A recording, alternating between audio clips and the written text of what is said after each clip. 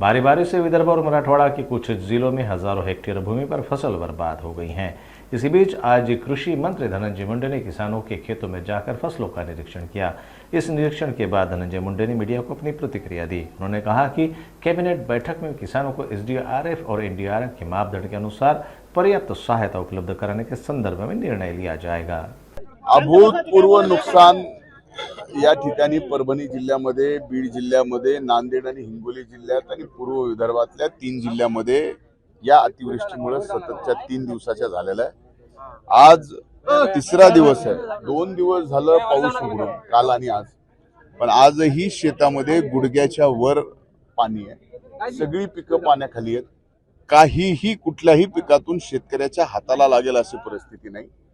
असंख्य शेतकऱ्याच्या नदीकाठच्या जमिनी ह्या पिकासहित खरडून गेलेल्या आहेत। त्यामुळं असं अभूतपूर्व नुकसान मी मागच्या 20 वर्षात तरी पाहिलं नाही। एवढं मोठं नुकसान शेतकऱ्यांचं झालेलं आहे। त्यामुळं या परभणी जिल्ह्यामध्ये जवळजवळ सर्वच मंडळ हे अतिवृष्टीमध्ये आलेले आहेत।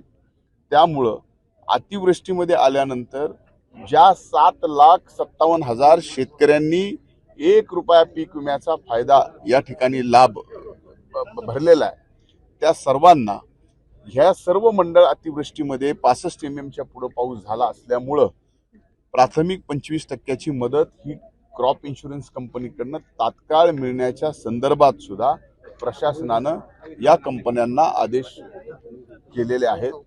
त्याचबरोबर या ठिकाणी सरसकट पंचनामे एकत्रित करा, कारण सर्वच मंडळ हे 65 mm तर नाही, परभणी जिल्ह्यात एक मंडळ असं आहे की ज्याच्यात 350 mm पाऊस या ठिकाणी पडलेला आहे। अरे 350चं सांगतोय, तुमचं 144 लय लहान आहे।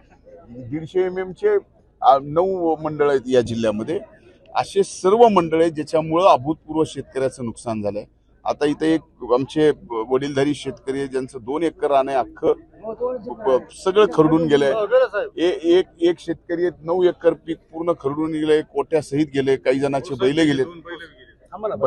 गेलेत।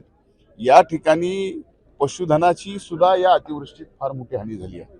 त्यामुळं आमचा प्रयत्न राहील यावेळेस या मदतीमध्ये एनडीआरएफ एसडीआरएफच्या नॉर्म प्रमाणात मदत मिळेलच। क्रॉप इन्शुरन्स कंपनी सुद्धा 25% अग्रिम देईल आणि याच्या पलीकडे जाऊन ज्याचं ड्रिप केलेलं आहे ते सगळं वाहून गेले, ज्याचा गोठा गेलेला आहे, ज्याचे पशुधन या ठिकाणी वाहून गेले, त्यांना सुद्धा शेळ्या आहेत, गायी आहेत, बैल आहेत, म्हशी आहेत, हे वाहून गेलेले आहेत, त्यांना सुद्धा मदत करण्याच्या बाबतीत मी उद्या सकाळी म्हणजे उद्या दिवसभरात मंत्रिमंडळाची बैठक आहे।